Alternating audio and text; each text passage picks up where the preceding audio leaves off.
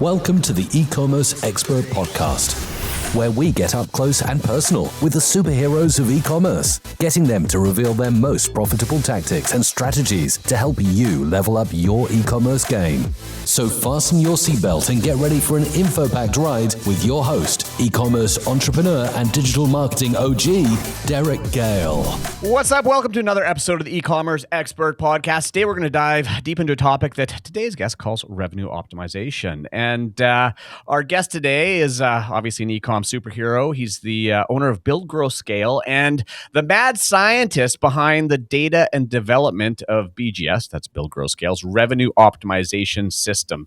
He has a keen eye for the impediments in the customer journey and is really good at interpreting data to find those diamonds in the rough. And he can really see things from a business owner's perspective because he's been running his own companies for the past 27 years. And he's actually known as one of the top Shopify optimization experts in the game with nearly $1 billion worth of data over the last 10 years alone. So pretty excited to have him here to share his wins. And more importantly, what are some of the losses and mistakes people are making with that data? So without further ado, I'd like to welcome Matthew Stafford to the show.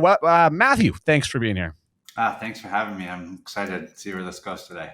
Yes, it's always an adventure. All right, so let's start at the beginning, and that's with you. Give me your origin story. I always love to hear the story of the entrepreneurial journey. How did you get here? Yeah, so I started off, I've actually worked for myself since I was 18 years old. The guy that I was working for in high school sold me his business on basically like a land contract or a note. Mm-hmm. And so I started that way. The first year we did 49,000, which is back in 1989. That's solid revenue. Yeah. So that was considered a pretty good income. Obviously not all profit. That was our gross number. The next year I took it to 147,000. So almost tripled it. Third year, we were over 400, and the next year we hit $1 million. And so I pretty much thought like anything I did was going to be amazing and awesome, and I couldn't fail. And then 2-3 years after that, I broke my back and had realized that I didn't have a business. I was the business. Mm-hmm. And so that certainly led to a whole lot of deep soul searching and, failed business and a lot of bruised ego. Mm-hmm. So after that, I took about a year off and went and sold cars. I had a friend that owned a car dealership. And so I sold cars for a year. And I was actually really good at it. But after working for myself for so long, I could never have someone, I would be like, oh, I want to go on this trip with my friends. And they're like, oh, no, you can't go. I'm like, what?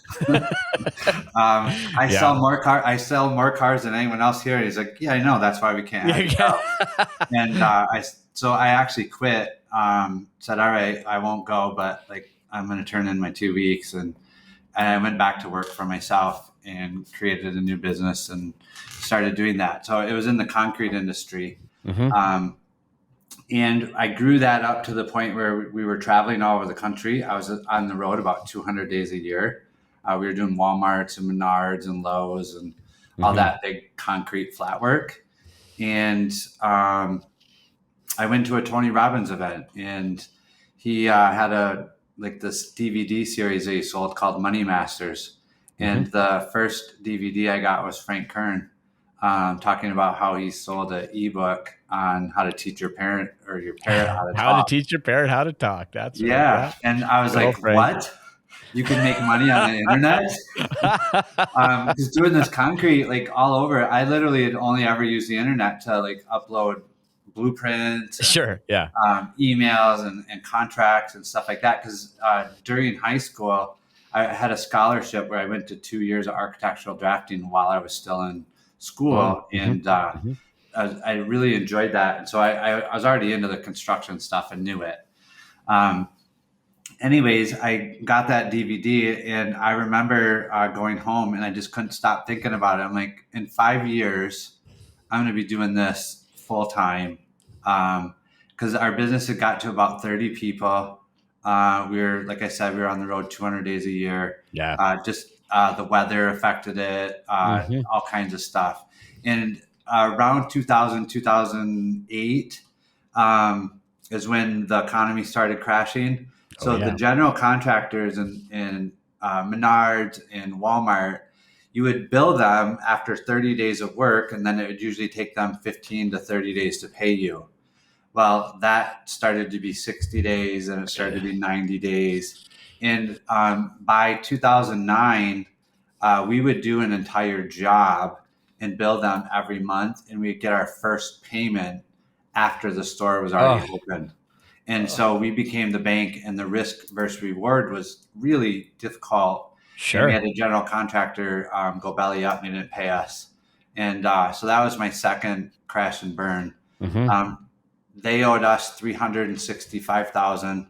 We had a subcontractor that was a curb contractor that it's like a $71,000 contract with all the interest and everything. It was like $100,000, and we never got paid. So it was like, before it was all done and us fighting and everything, it's just short of about $700,000 with lawyers and all that stuff. That it was just a nightmare. And so thankfully that sped it up. I got into the online space, learned like Google pay-per-click and a few other things to drive traffic. And then around that time, there was a site called Teespring that came out.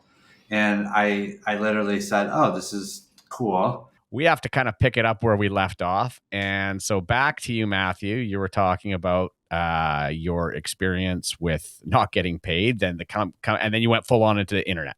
Yeah. So the site came out called Teespring.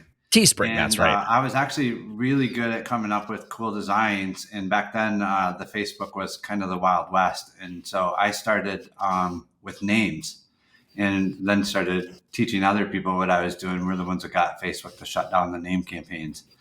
And so... well done. I mean, that's like a feather in your cap when you can, you get big enough that one of the platforms just shuts you down, right? Yeah, well, we created a group. My mentality was a rising tide raises all ships. And so we created a group where we were sharing what was working. There's 6 of us. And only 2 of us were self-employed when we started, and the other 4 people had jobs.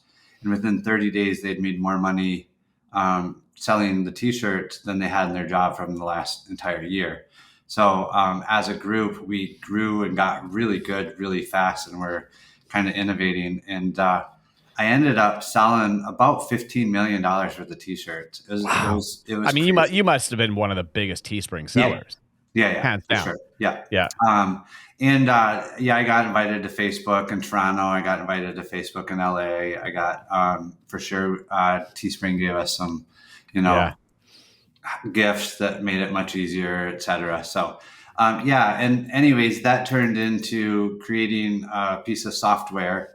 So I moved up to Vancouver from Michigan for 4.5 years, lived there, created a software. We sold that. And then my e-commerce journey started. I partnered with a couple friends that I knew from the T-shirt space, and we got into the kitchen accessories and started an e-com store. And I was actually really known well for Facebook ads, not for e-com. I was really good at Facebook. And about that time is when it started getting really, really hard, because they started cracking back on a lot of stuff and changing their algorithm every fall. And so we had built the kitchen store up to do about, we were doing 400 or 500 sales a day of these kitchen slicers and a couple other accessories. And then all of a sudden, Facebook algorithm would change and we wouldn't make any money. And then we would make money, wouldn't make money. And then we had 90 days worth of inventory. We had 30 days in the manufacturer in China, 30 days on the water, 30 days in the warehouse, and Facebook is a nightmare. 60 days later, we have 90 days worth of inventory in the warehouse, and it's not profitable. And out of panic, it was like, oh man, not again. What do we got to do? And there was a gentleman that was selling a Google Analytics coaching. Hey, give me $1,000 and I'll teach you for 6 weeks. I'll do a call with you every week. And same as Demetrius Skidadis. He's from Greece, super great guy. And as him and I started diving through the analytics in our store, I started seeing this low-hanging fruit of things that we could change. And then the ads worked better. And over that 7-week period, we were profitable again and started selling a lot. We got up to 1,000 sales a day. Like we were really cranking stuff out. Well, my partner and I, we created a info product on how to do it. I'd never done that before, but he was really good at it. We produced that info product, sold a ton of them. And the moment we did, our kitchen slicers quit selling because we told everybody what we were doing. And now all of a sudden there was like 10 people out there doing the exact same thing. It just literally basically shut it down. And so that was kind of my foray into traffic's not your problem. You have 100 people come into your store. The average site back then was converting at less than 2%. Everybody's like, oh, okay, I'm going to sell you a Facebook ads course. I'm going to sell you this. I'm like, actually, if you do some work on your analytics and fix your store, you can get 3 or 4 of those customers out of every 100. And now you can outspend your competitors, or you can be profitable on the front end, et cetera. And that just turned into basically what became BGS and the revenue optimization system over the last 7 years. And we've just continued to get better and better and do it at a much higher level. And we've worked with Discovery Channel, Scientific America, Men's Health, Mark Cuban companies, et cetera, just like on and on and on. And, you know, it's fascinating how, and I've seen this happen many times where everybody focuses on the traffic and the ads and the, oh, it's not working, so I got to tweak my campaigns and the ads. And it's like, maybe there's a disconnect and you have the wrong traffic, but 9 times out of 10, it's because your offer sucks or your site sucks. And that's where you need to do the work. And I don't know why people don't go back to that, because I think that's something that's way more within your control. Yeah. 100%. Control is a subjective word. We talked about that a little earlier before we started talking, but essentially, if you can get good at the data, you can certainly outsmart your competitors because 90% of them don't collect good data. And so they're making decisions based off of poor data. And literally, if you understand how to read it and look at what you're looking at, you're going to make better decisions, hands down. And you'll see that right away in your conversion rate, in customer retention, like how often they come back and buy, et cetera. And so for us, it really started first with that. And then over the last 6-7 years, we've had to get even better at the back end and understanding as e-commerce grows and evolves and there's more competitors, it just requires you to be a better and better business person. Back then, you could get away with being good at ads and be okay. Then, come up with a few tactics, but now like you got to be good at all of it. Right. So Shopify, if you're not on Shopify, you're typically on a platform that's trying to imitate Shopify. Yeah. They're the 800-pound gorilla for sure. Right. Absolutely. Like, I mean, all my carts and stuff, just because we've been doing this so long, are all custom, but I'm like, just make them look like Shopify, right? Like, cause it works. Right. So, all things being equal, I mean, you're dealing with Shopify.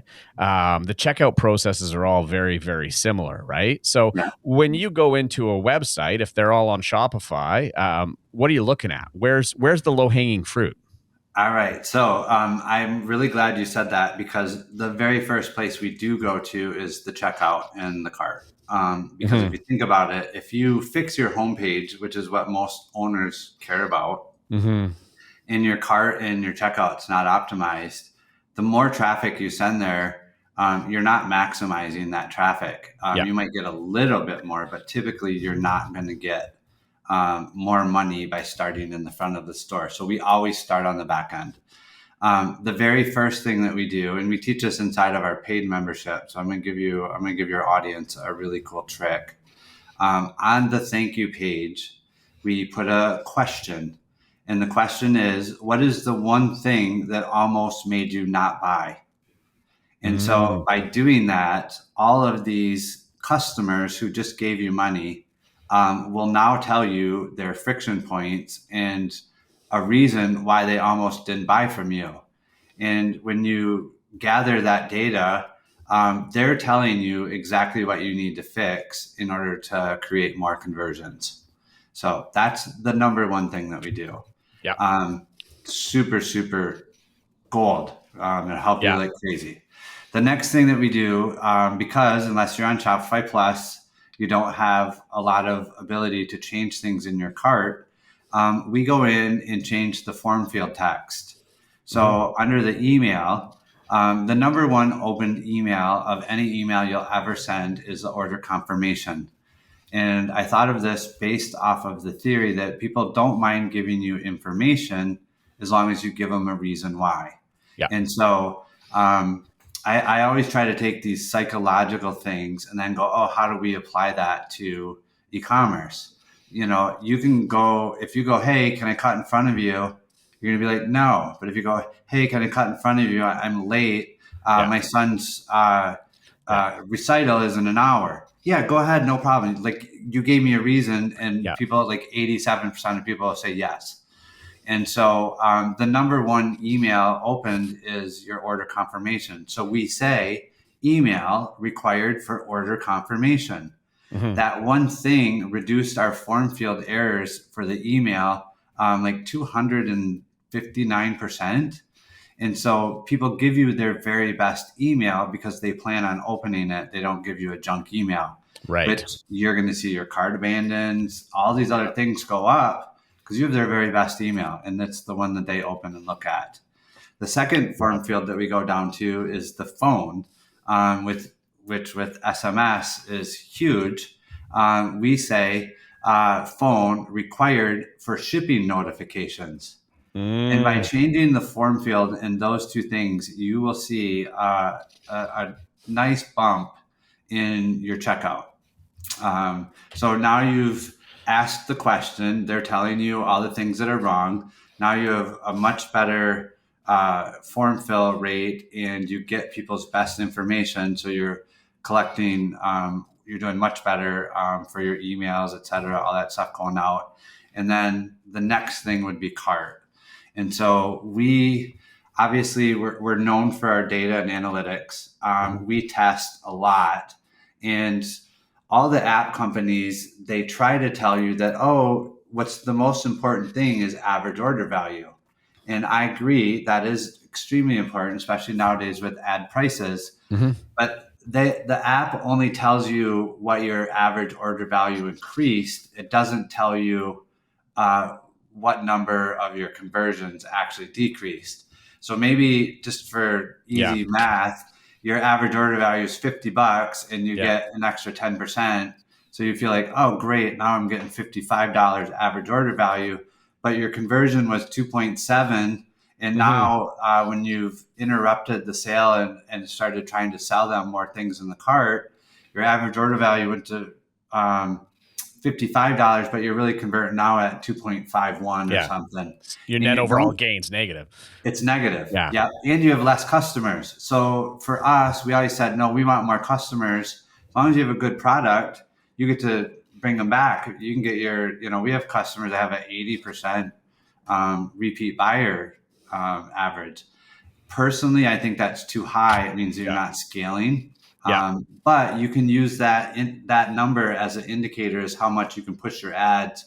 You get down to a 35% average customer return. You got a pretty healthy business and you're scaling. So that's kind of how I look at that cart checkout data in order to maximize the revenue that you're getting from what's already happening on your site. This is pre, trying to scale ads or do anything else. Yeah, that's interesting. Most people, I mean, you say the first place you look is the checkout. Most people start on the landing page, right? Yeah, because that's what they know and Yeah, like, yeah, and they think that, oh, that's what every customer is going to see. yeah. But Yeah. in reality, the checkout's probably the lowest hanging fruit because those are the people that made it to that point. They had enough interest to get there, and you lost them, right? Yeah. So, Yeah. Yeah. yeah, no, that makes It's sense. right where the transaction happens. Okay, so let's talk KPIs and metrics, right? Like, you said, everybody's talking about AOV. That's not necessarily the most important number you look at, right? What are the key metrics that you put the most focus and importance around?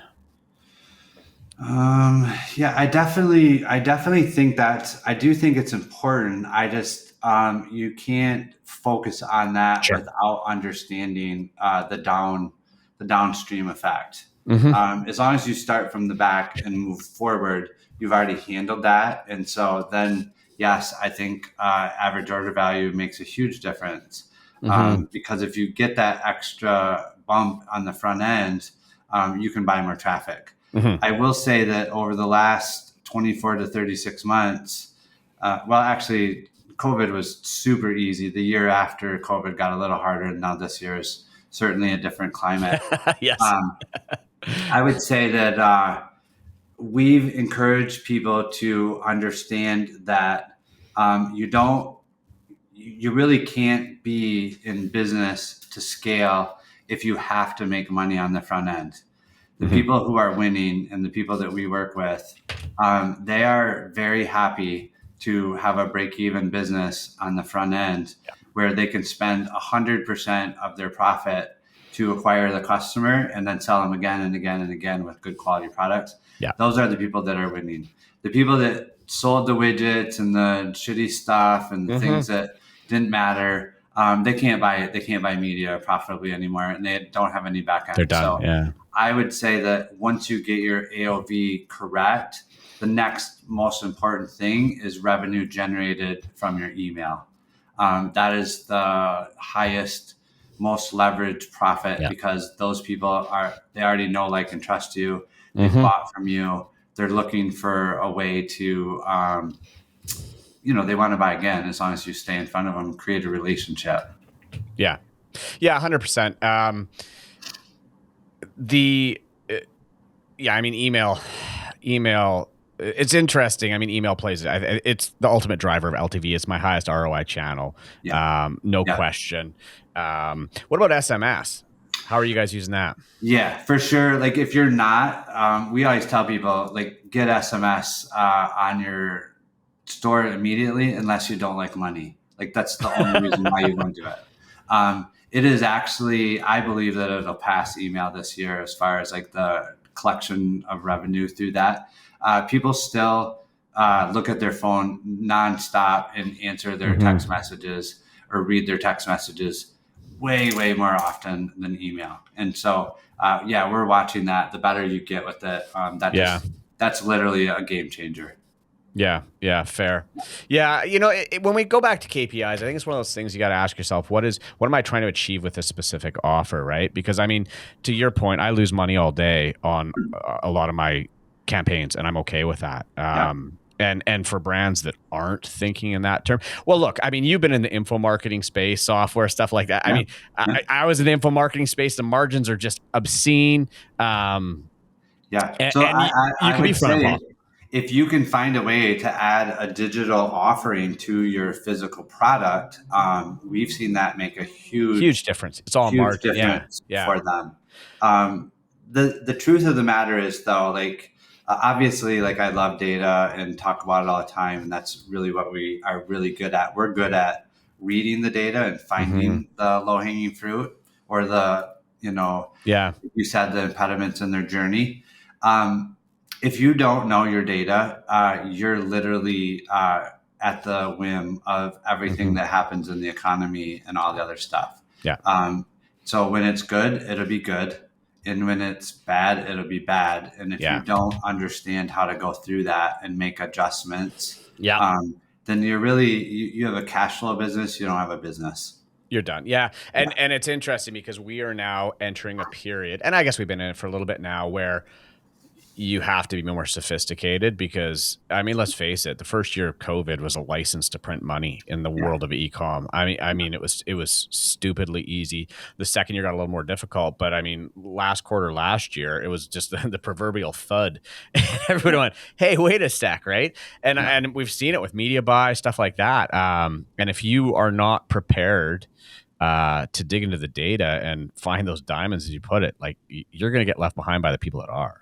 Yeah, everything's cyclical too. So it's not like we haven't went through periods Oh, where sure. Yeah. the market self-corrects and Mm-hmm. cleans. And Mm-hmm. so, yeah, it was really easy to make a lot of money, and you had thousands of people out there selling really crappy stuff, making a ton of money. And Mm-hmm. then the moment they never made a second sale to the same customer. Yep. And so they would it would just get struggle, and they would move on and not Mm-hmm. have a store anymore. The market's matured in e-commerce, and those people don't ever even get traction anymore. So in order to compete, you really have to have a good product, and you have to care about your Yeah. customer. Like if you don't have those two things, you're just trying to make money. This isn't the way to do it No. anymore. No, it's you got to play a longer game. Those people that I always laugh. Those people that had the one hit wonder during COVID, made a ton of money, couldn't replicate it now, are selling courses on how they made all that money because they can't replicate it again. Yeah, and so to be totally honest, like I was afraid of that. So when we first like our sales just took off, I reached out to a couple of people that were friends of mine that were in that group, and they were doing pretty good on Shopify, and I didn't even know it. But they kind of graduated into that. They're doing about 400 grand a month, and I'm like, well, let me look at your store. I think I can help because they were really good at ads too. And I looked at it. And within 6 months, we had them at 2.7 million a month. Yeah. And I was like, okay, cool. And then I helped Drew Canoli from Organifi. And their store had done 2.75 million. They were much bigger on their funnel, and the store was like this afterthought. And within 90 days, we had them at a run rate at 8.2. Wow. And they ended up doing 16 million that 12 months. Yeah. And so the data's there and the money's there if you do a good. And Drew's got a great product. And Drew had a great product. This 6 years ago. We don't work with them anymore. Haven't for several years. But yeah, so essentially, you have a good product. You take care of your customers, and for sure the money's there. Yeah, well, and this is, especially in the e-com world, is thinking bigger than just your offer. And this is kind of what I'm trying to preach, and if you will, is you got all these guys that they find a product, they get it up on a Shopify store, they start driving ads, and they're like, I've got a business. I'm like, no, you have an offer, right? You're chasing customers. You don't have, unless you have a lifetime value, a series of products, repeat people that come to buy from you because of who you are as a company, you're not a business. You're not an e-com business. And that doesn't mean you can't become one. I think most people start off in the e-com world as exactly that, an offer. I found a niche and I started moving some product, but then you've got to evolve that. Yeah, now serve those customers, and what else are they going to want? What else do they need? Yeah. You become the specialist in that. Like we don't see very good success out of general stores anymore. It's stores that are focused around a particular demographic, and they just take care of them better than others, and that's why they win. Yeah, and the one thing that excites me too about the whole sort of D2C and stuff is the fact that it's given me hope that everything's not going to be sold on Amazon. And what is really amazing is the plain and simple fact that we can set up these shops, reach countrywide or global audiences, selling these physical goods without. I mean, when I started, this was hard, right? Like, I mean, now it's so much easier than it used to be. Yeah, the tools that they've given us to work with in order to create the stores is amazing. I will say, you have to be cognizant of like what they're doing, like, and you can get a huge boost in your conversions with languaging. And so if you think about what is Amazon conditioned everybody is, I'm going to get my thing in a day or 2 days. And so that they're already having that conversation when they're on your website looking at stuff. So we call it manage expectations. If you can't get it to them for 7 days, tell them. And then they're okay with that. And they're happy that you are being honest, Mm-hmm. or ships within 48 hours is huge. That matters if they know that it's going to go out the door in 2 days, and then whatever it is, it Mm-hmm. is. But if you treat them like a real person, like you would want to be treated, not this number that you don't want to answer a phone and send everybody to email. These people want to do business with people that they feel like they're supporting, know, like, and trust way more than, for sure Amazon's going to get a lot of business because they're just the behemoth, but Sure. people still want to do business with people. So let's talk about trust, actually, because I mean, in revenue optimization, building trust is key. What are some of the key trust factors that you guys optimize on websites? You'll be shocked getting rid of all the trust symbols. So the more that you put trust symbols all over your site, that actually you're raising a problem that maybe they didn't think about it. So most Oh, people do not wow. think that they can't go spend money on a website anymore. They know they can. Yeah. So if you're like, hey, trust me, hey, we have this, we have that, Yeah. Yeah. da-da-da, Yeah. Yeah. That's it's true. almost like, whoa, why do they want me to trust them so much? What's Yeah. not okay here? Yeah. And that's a subconscious feeling. So don't overdo it. People already know that you take credit cards. Don't put credit card symbols all over. That doesn't convert better. If Mhm. testimonials, user generated content, all that stuff's great. Mhm. The other thing that we notice, because we're really like, we tag everything on the site, and if it's not being used, not being scrolled down to, all that stuff, we remove it. We get more conversion boost by removing stuff Yeah. than we do by adding. So what typically happens is when you're a solopreneur, you're going through your customer service and, oh, somebody asked this question, so I'm going to go answer that on my website. Yeah. Oh, someone didn't understand this, I'm going to go answer that.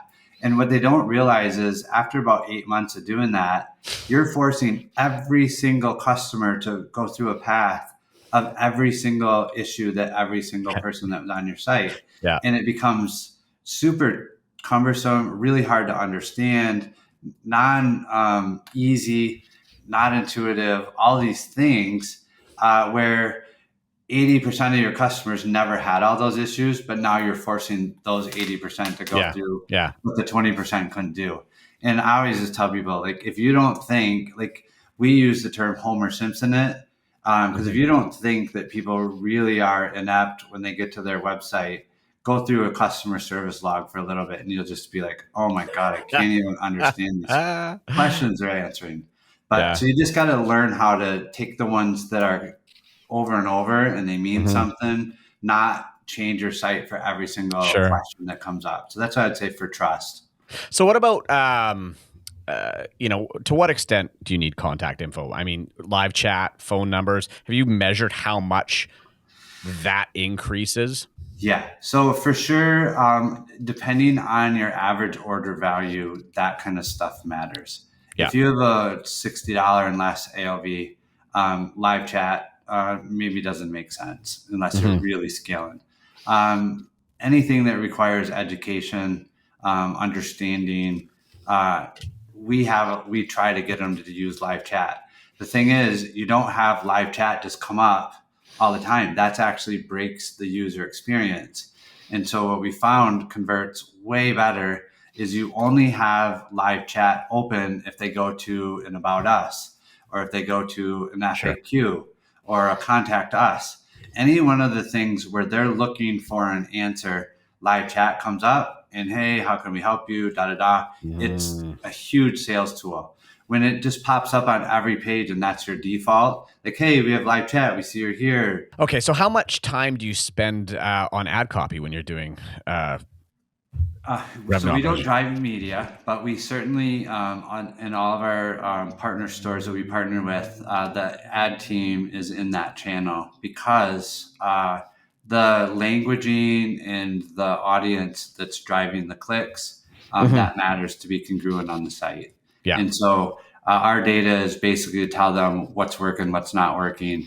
And then that takes some massaging. But yeah, obviously ads have a huge deal. They're a big deal. We just don't do the media.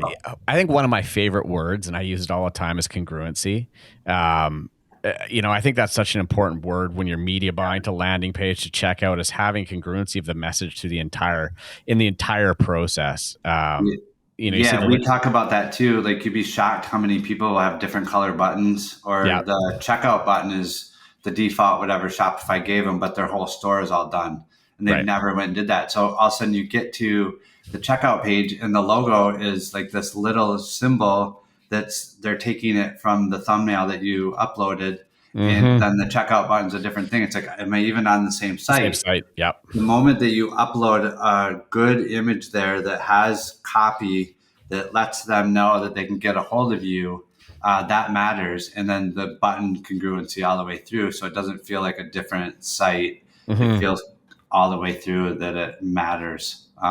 We think we preach that all the time. Yeah. It's an important word. All right. Well, look, I've enjoyed this conversation. I could talk to you for hours about this. I mean, there's so much that goes into this, and there is so much gold to be mined. And like, probably 90% of the sites I visit, you're like, oh, wow. Yeah. Like, they're leaving so much money on the table. Yeah.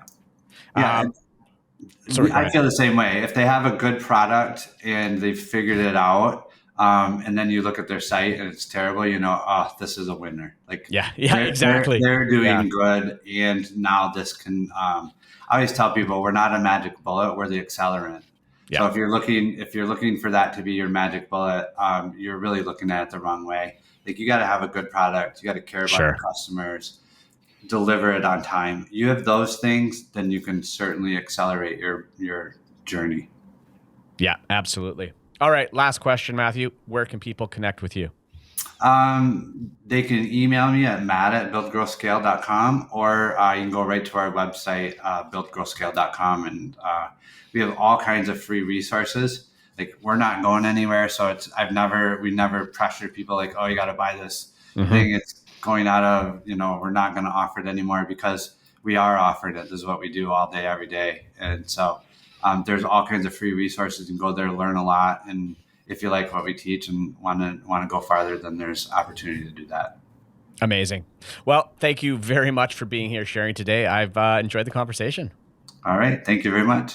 All right, everybody. That was Matthew Stafford. And there are so many little nuggets in there of stuff that you can take away and start testing and start optimizing your revenue. You just got to apply that final essential ingredient, and that is action. So, guys, I hope you enjoyed this episode, and we'll see you again real soon. Thanks for tuning in to the E-Commerce Expert Podcast. If you liked what you heard, make sure to give us a virtual high five by rating, reviewing, and subscribing to the show on your favorite podcast platform. And don't forget to check out our website at ecommerceexpert.com for show notes and bonus materials. See you in the next episode.